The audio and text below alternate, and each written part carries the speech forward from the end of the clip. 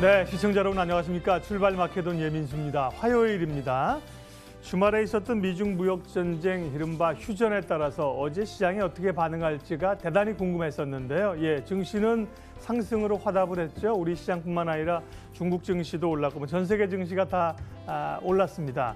뭐 강력하게 폭발할 정도는 아니었지만 꽤 나름 뜨겁게 반응했다 이렇게 평가를 해도 될 것 같고요. 특별히 이제 국내에서는 외국인들의 매수가 강력하게 나타났다는 점, 그리고 중국이 강하게 올랐다는 점 등이 국내 증시에 대한 12월에 대한 기대감들을 좀 뒷받침해 줍니다. 어제 그래서 우리는 코스피가 2130선까지 올라온 상황이고요. 미국은 1%가량 올랐네요. 다우가 1% 올랐고요. 기술주는 좀 더 올랐습니다. 다우 지수는 나스닥은 1.5% 올라서 그동안 약했던 기술주들이 좀 또 반등을 하는 모양새입니다. 계속해서 뭐 끝없는 고민인 거죠. 그런 것들을 우리 시장이 이제 얼마나 연속성을 가져갈 것인가가 또 다른 살짝 고민이고요. 우리 야간 선물이 약보합권이네요. 상승한 거에 비하면 어제 좀 선반영을 한 것일까? 그리고 이제 어제 또 강하게 올랐던 종목들이 꽤 있는데요. 증시의 좀 흐름들을 종목별로 읽어봐야 될 종목별 대응이 더 중요한 상황입니다. 출발 마케돈 1부에서 구체적인 대응 전략 세웁니다. 지금부터 시작하겠습니다.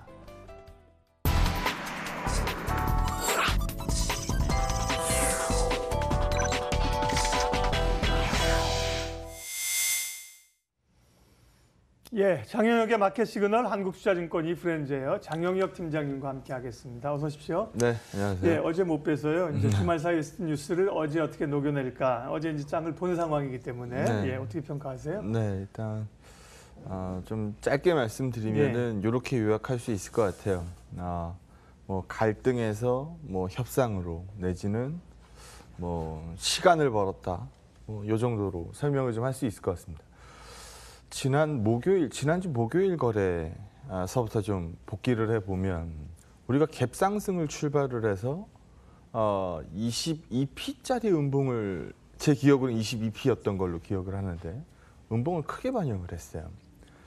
제롬 파월이 벌어준 시간에 대해서 얘기를 하고 들어갔는데 말이죠. 그리고 금요일 날은 뭐 좀 이따가 뭐 두 번째 코너에서 다시 보여드리겠습니다만 삼성전자가 3% 빠지는 장. 삼성전자가 잔여물 자사주 소각을 발표했기 때문에 이 패시브 펀드들 입장에서 봤을 땐 비중 축소 요인이었고 금요일 날 동시호가 때 굉장히 하루 종일 거래의 절반 거래가 동시호가 10분 동안에 출회가 됐습니다. 뭐 그럴 정도로 매도 요인이 좀 많았었고 그래서 목요일 날도 제롬 파월이 벌어준 시간을 주말에 있을 미중 정상회담 눈치 보느라고 반영을 못했고 금요일 날도 사실 이 삼성전자 3% 밀 이유가 별로 없었음에도 불구하고 밀리는 시장을 반영을 했고 뭐 어제는 누가 봐도 튀는 날이죠. 주말 사이에 불확실성이 해소된 데다가 오를 만한 자리였습니다. 이제는 더 오를 수 있느냐 없느냐에 대해서 얘기를 하지 우리 뭐 1700 간다, 1800 간다 그런 시각들은 쏙 들어갔죠. 우리 방송에서도 계속 강조드렸던 게 밑보는 시장 아닙니다. 아래 보는 시장 아닙니다를 계속 강조를 드리고 있는데요. 조금 더 하방에 대한 경직성이 더 높아진 거고 상방에 대한 기대값도 뭐 이 90일이라는 못 박은 기간 동안에 무언가 만들어내야 된다라는 압박에서 쳐다보면은 부담스러울 수 있겠습니다만 역으로 좀 생각해 보시죠. 한마디도 주고받지 않다가 말을 주고받기 시작했다라는 거는 그 이전보다는 해결될 가능성이 월등 높아진 게 사실일 테니까 90일이든 뭐든 간에 90일이면 3개월이라는 짧지 않은 기간이니까 이 기간 동안에 제롬 파월도 시간을 벌어줬고 미중 무역 분쟁도 시간을 벌어줬다. 그러면 올 한 해 시장을 짓눌렀었던 대표적인 뉴스 두 가지가 미중 무역 전쟁과 금리 얘기였는데 이 두 가지가 불확실성을 떨어뜨리기 시작했다. 이러면 시장은 밑을 보는 게 맞겠냐, 위를 보는 게 맞겠냐. 이렇게 시황의 가닥을 잡으면 좀 더 심플하게 정리가 될 것 같습니다. 밑보는 시장 아니다라는 부분에 대해서 말씀을 더 드릴 수 있을 것 같고요. 예. 어제 우리 원달러 환율이 10원 넘게 빠졌어요. 10원 50전 빠졌거든요. 제가 그 이전에도 만약에 지금 시장이 불안하다라고 느끼신다면 환율 봐라. 만약에 지금 위기 구간인데 환율이 이렇게 얌전할 리가 있겠느냐라는 부분 말씀 많이 드렸는데요. 이제 1110원도 깰랑말랑합니다. 예, 그래서 우리가 1140 시장 한참 안 좋을 때가 1140 넘나들던 구간이었잖아요. 그것도 뭐 무리할 정도로 높다라고 볼 환율은 사실 아니었는데 그 자리 대비해서도 30원 밀어낸 환율입니다. 그래서 워낙 강세 쪽으로 스탠스가 실려 있는 상황이어서 외국인들이 열심히 짐 싸서 나갈 정도의 모습을 만들어주지 않는다는 점. 그리고 어제 현선물 양시장 모두 3천억 이상씩 각각 들어갔어요. 시가총액 상위 종목들 중심으로 매입이 박히는 걸로 봤을 때 밑보는 시장 아니다라는 부분을 더 얘기할 수 있을 것 같습니다. 첫 페이지는 뉴스들 조금 정리하고 뭐 무슨 의미를 가졌는지 보고 두 번째 코너에서는 종목 얘기를 이어가야 될 것 같습니다. 자료 보면서 얘기하도록 하죠. 여기 빨간색 점선으로 쳐놨는데요. 뭐 90일이라는 뭐 좀 내용이 붙어 있기는 합니다만 물론 이거를 또 불리하게 해석하면 협상 중간에라도 여의치 않으면 25% 관세가 부활이 됩니다. 내지는 2,670억 달러 추가로 때려낼 수 있습니다. 라는 얘기로 불안하게 보는 시선도 있습니다만 실제로 그럴 가능성을 높게 보지 않습니다. 닌 왜 그걸 높게 보지 않느냐라는 부분에 대한 설명이 필요하겠죠.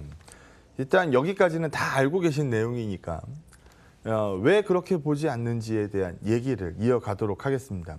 사진에서 봐도 뭐 명확히 드러날 것 같은 사진을 좀 위로 늘렸네요.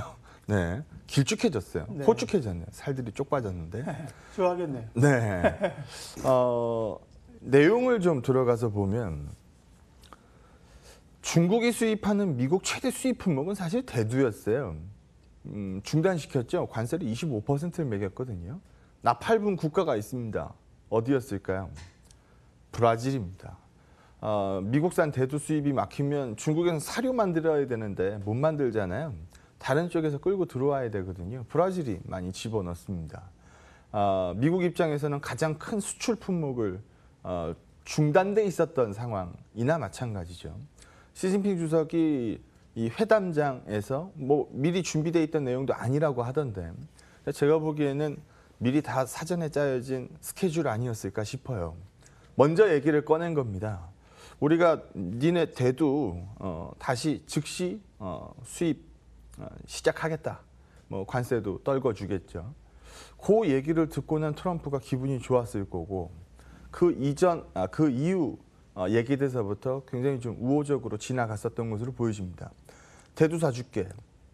너네 뭐 천연가스를 비롯한 에너지원들 우리가 확대해서 매입해줄게. 어차피 중국은 에너지를 크게 수입하는 국가니까 뭐 다른 쪽에서 끌고 들어오던 거 미국으로 돌려서 사줄게라고 네. 얘기하는 거고. 자동차 얘기도 또 나왔고. 자동차는 네. 어제 장중에 나온 얘기니까 협상장에서 나온 얘기는 사실 그렇죠. 아니죠. 예. 예.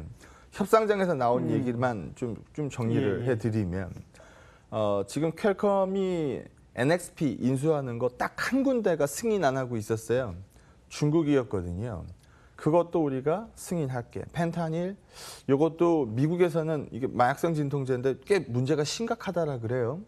요거 우리가 뭐 규제 얘기해줄게 뭐라는 부분들, 뭐 지적재산권 보호, 뭐 이런 추가 협상 90일간 버려줄게. 그리고 너 김정은 만나서 사진 찍어야 되잖아. 업적을 돋보이게 만들어야 되잖아.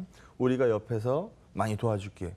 사실 표정에서도 읽을 수 있는 부분입니다만 트럼프는 준 카드가 없어요. 알아서 엎드린 중국이었지. 그러면 이 협상 스탠스로 90일간 이어간다라고 하면 협상이 깨질 이유도 사실상 별로 없어 보입니다. 그리고 여기가 중요하겠죠. 이 구간일 때 미증시는 올라붙고 중국이 죽어 나자빠질 때 이때는 트럼프가 세게 얘기할 수 있어요. 우리가 무조건 이긴다. 옥죄면 옥죄일수록 우리가 얻을 게 많다라는 부분을 세게 얘기할 수 있지만 미증시마저 빠지기 시작할 때 이때는 본인의 업적 중에 또 하나는 주식 강세, 경제 강세인데 이 부분에 스크래치가 나기 시작할 때 이때는 트럼프의 고민이 많아질 수밖에 없죠. 그리고 이 경기값 자체가 중국이 더 많이 죽긴 했지만 미국도 죽고 있다라는 점, 꺾이기 시작했다라는 점, 중간 선거에서 크게 졌죠. 경기 침체는 재선에 빨간불을 더 크게 만들어 놓을 텐데요.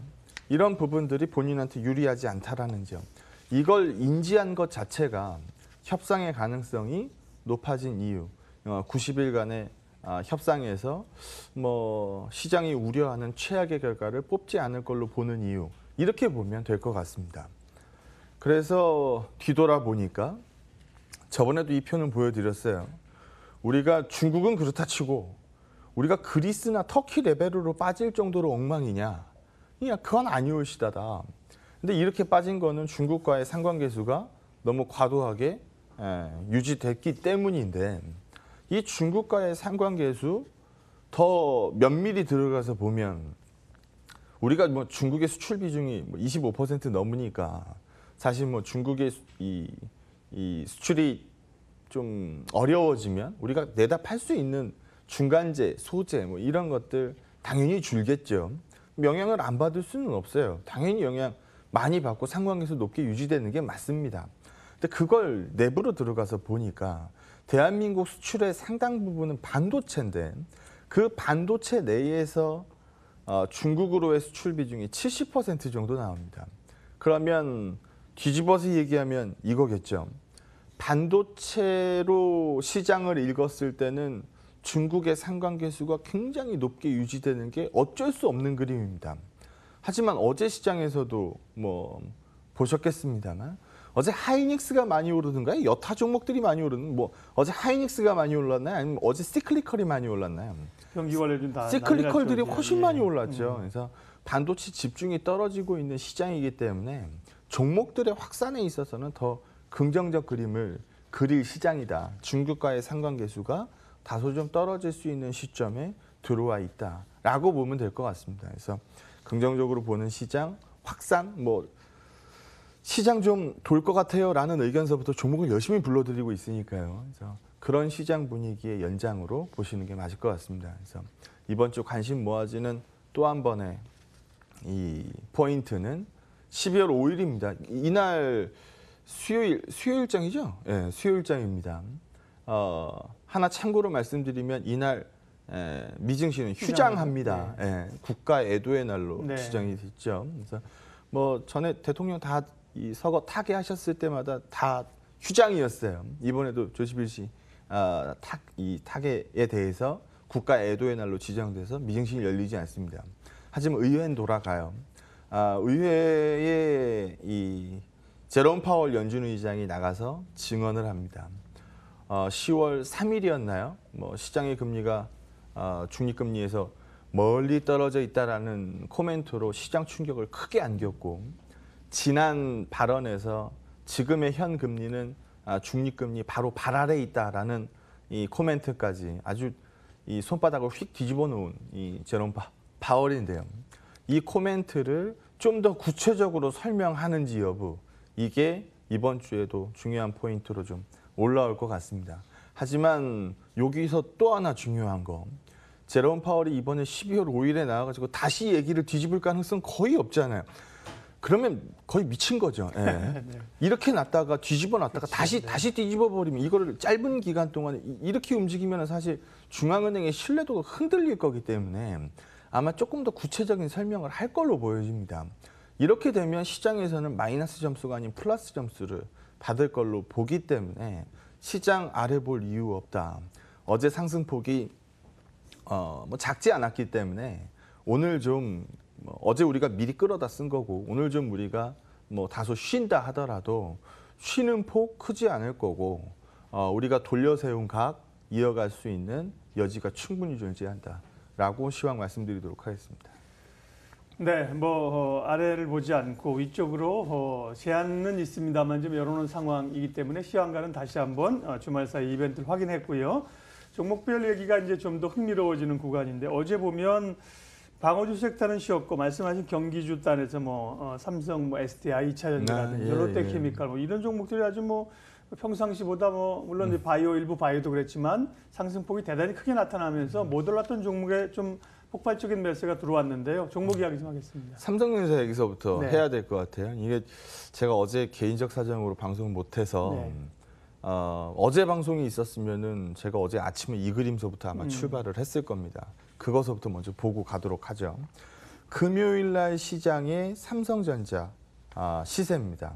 여기 보시면 그 전날 거래가 850만 주 정도 나왔고요. 그 해당일 날 이 총 거래가 1,900만 주 정도 나왔어요. 근데 동시호가 체결량이 615만 주예요.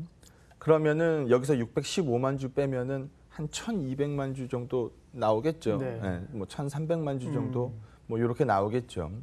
그러면은 1,300만 주 거래 뽑고 하루 종일 동시호가 들어가기 전까지 1,300만 주 거래 뽑고 있던 삼성전자에 뚝 잘라서 절반 한 600만 주 정도가 막판 동시호가 10분 동안에 체결이 된 거예요.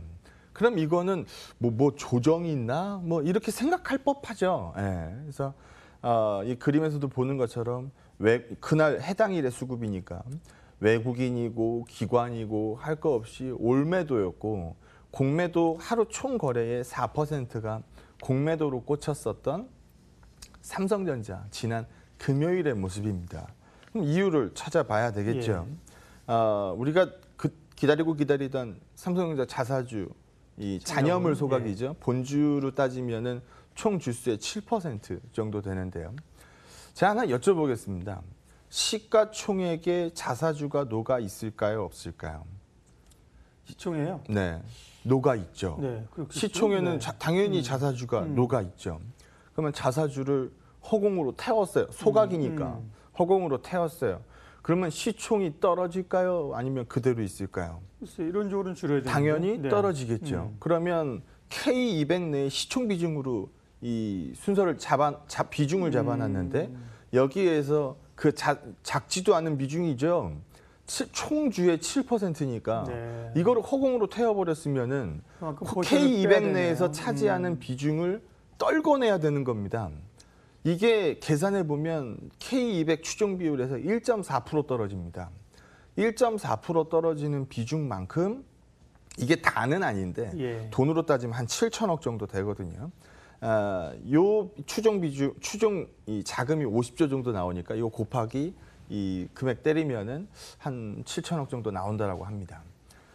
금요일 날 막판 동시효과 때 비중 맞춰서 때린 게 한 2,800억 되는 거예요. 그래서 12월 이 만기일 날 유동 비율 개선에 따라서 추가 매수 수요도 존재할 거기 때문에 추가적으로 나가는 매도물은 제한적이라고 보시면 어차피 한 번은 나갈 물건이었다라고 보시면 될 것 같아요. 그래서 삼성전자 이거 지수 변경 있어요? 이렇게 물어보시는 분들 많았거든요.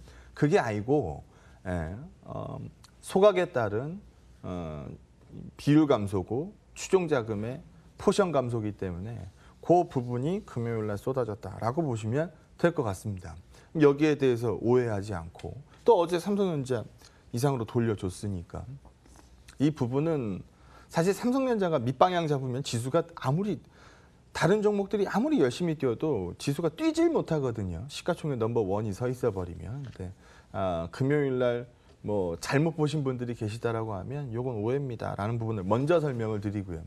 그러면 종목 얘기 넘어가서 해야 되겠죠. 간밤 사이에 유가가 4% 올랐어요. 어제 우리 장중에 시간의 유가로 5% 넘는 강세를 반영하고 있었습니다. 이미 우리가 어제 간밤 사이에 유가가 올라붙어서 끝날 거라는 거는 이미 다 알고 있었던 사실이에요. 그러다 보니까 어제 뭐가 빠져요? 항공이 빠지죠. 어제 뭐가 올라요? 시클리컬 쪽 다 올라붙었죠. 화학, 정유주도 올랐어요. 화학, 정유, 이런 부분들 다 올라붙었고 어제 철, 구리 할 거 없이 다 올랐으니까 철 하면은 포스코 요즘 대북 분위기도 나쁘지 않죠. 또 내년 초에 만납니다라는 부분을 가이드를 제공하고 있는 시장이기 때문에 그럼 현대제철, 그럼 포스코, 현대제철 어제 풍산, LS 이런 쪽들은 다 구리 관련이고요. 좀 전에 설명드렸던 화학, 정유 뭐 할 거 없이 다 올라붙었습니다. 그러니까 이유로 추가적으로 설명드리면 달러가 꺾이잖아요. 달러의 강세가 둔화되니까 이 지금 불러드린 모든 것들 가격은 뭘로 매겨져 있어요? 달러로 매겨져 있어요. 달러가 약세로 가게 되면 이 상품 가격들은 강세 경향 띄는 게 뭐 눈으로 많이 보셨을 거고, 반대로 달러가 강세일 때는 이 상품 가격들이 좀 밑으로 떨궈지는 게 일반적입니다. 그래서 미중 무역 전쟁이라는 큰 부담 때문에 눌려 있었던 이 커머디티 가격이었는데 이 부분도 크게 해소하는 모습을 보여주고 있으니 뭐 시클리컬 쪽으로는 기대감 더 높게 유지되겠죠. 삼성바이오가 빨리 결정을 우리는 좀 듣고 싶은데 그건 우리의 생각인 거고 지금 시간이 조금 늘어져서 기업 심사에 넘어갔죠. 나올 것으로 보여집니다. 최대한 서두르겠다라고 얘기는 했어요. 거래소가 총대 매려고 그러겠어요. 네. 내가 넘기는 데까지 네. 넘겨봤더니 이거는 폐지 사유가 되지 않다 하더라. 이렇게 해야 거래소도 살 테니까요. 네. 그래서 요 발표를 기다리는 뭐 삼성물산 우리 방송에서 뭐 얘기한 바 있죠. 그리고 삼성전자 가격하고 삼성물산 가격도 동행성 뭐 없다라고 볼 수 없으니까 그 부분 기대 뭐 추가적으로 말씀드릴 수 있을 것 같고요. 뭐 시장이 반등하면은 뭐 다른 거 뭐 똑같이 움직이는 거 뭐 있을까? ETF들 똑같이 움직일 거고 ETF 말고 똑같이 움직이는 거 증권주, 뭐 한국투자금융지주가 제일 좋고요. 뭐 NH나 미래대우나 뭐 이런 부분들 뭐 아이디어로 잡을 수 있을 거고 또 저번 주에도 말씀드렸던 요즘 종목 고르는 컨셉 굉장히 심플해요. 낙폭과대에서 머리 돌린 수급 개선주 찾아라. 기관들 수급 저번 주에도 한번 보여드렸었죠. 뭐 꽂혀있던 게 뭐 네이버, 카카오 같은 인터넷, 뭐 화장품, 뭐 면세, 그리고 카지노 이런 쪽들이 밑에 가격에서 머리 돌리면서 기관 수급 개선된 종목들이었으니까 이게 시장이 어제처럼 한쪽으로 확 쏠려버리면 이런 쪽들이 들어오르는 경향이 강하고 오늘처럼 어제 오른 부분들이 이 좀 시세를 연타를 매기지 못할 때는 지난주에 이 기관들 쪽에서 많이 끌어당긴 쪽도 시세가 좋을 수밖에 없으니까요. 뭐 이런 부분들 그리고 스몰캡으로 말씀드린 우리가 아스트도 얘기했고 아스트도 방송하고 나서 10% 이상 올랐고 네. 뭐 CJ, CGV도 뭐 이거는 뭐 목요일 날 방송했었나요? 금요일 날 방송했었나요? 뭐 얼마 안 됐으니까 뭐 조금 더 보셔도 좋을 것 같고요. 그래서 스몰캡도 있고 시클리컬도 있고 뭐 증권도 있고 뭐 시장에 따라 매매할 수 있는 종목들이 뭐 워낙 많아졌어요. 그래서 이런 부분들로 컨셉을 유지하시면 될 것 같습니다. 네, 시장에서 종목 이야기까지 했고요. 마지막으로 오늘 장 전략 한마디 정리하겠습니다. 차트 보면서 얘기하도록 네. 하죠. 여기 보시면은요, 제가 그동안에 얘기했었던 부분들이 한 표에 그대로 녹아 있는데요. 환에 비하면, 그러니까 과거에도 뭐 비슷한 그림이죠. 환이 뛰면 시장도 같이 빠져요. 그러니까 리스크를 반영을 하면. 근데 지금은 환은 뻗ing기고 위로 받쳐놨는데, 그러니까 워낙 강세값을 유지를 하는데 시장만 죽어 있었던 겁니다. 그럼 여기서 아니에요, 시장은 더 빠져요, 1,700 가요, 1,800 가요 이렇게 읽으려면 환이 막 솟구쳐 올라갔어야 된다는 얘기거든요. 그렇지 않았던 부분을 그대로 보여줍니다. 그래서 시장이 언더를 찍은 전형적인 국면이고 시장은 채워갈 수 있는 룸을 여전히 많이 보유하고 있다. 확산되고 있는 종목들 이런 부분들로 봤을 때 삼성전자의 퍼포먼스가 다소 부족하다 하더라도 시장은 채워낼 수 있는 여지가 훨씬 더 많다. 밑보는 시장 아니다. 절대 아니다라는 부분 말씀드리도록 하겠습니다. 사실 90일간의 그 휴전이라고 하는 게 또 다른 고민들을 가져다 주잖아요. 이것도 판도 깨지면 어떡하지? 이거 단기 상승에 그치는 것 아닐까? 이런 고민들이 사실은 있거든요. 근데 장 팀장님 생각은 그런 고민보다는 좋아진 분위기, 확산되는 종목을 뭐 일정 부분이라도 일정 시간이라도 눌릴 때다 이렇게 저는 이해를 했습니다. 장영혁의 마켓 시그널 한국투자증권 장영혁 팀장님 함께했습니다. 고맙습니다. 네, 고맙습니다.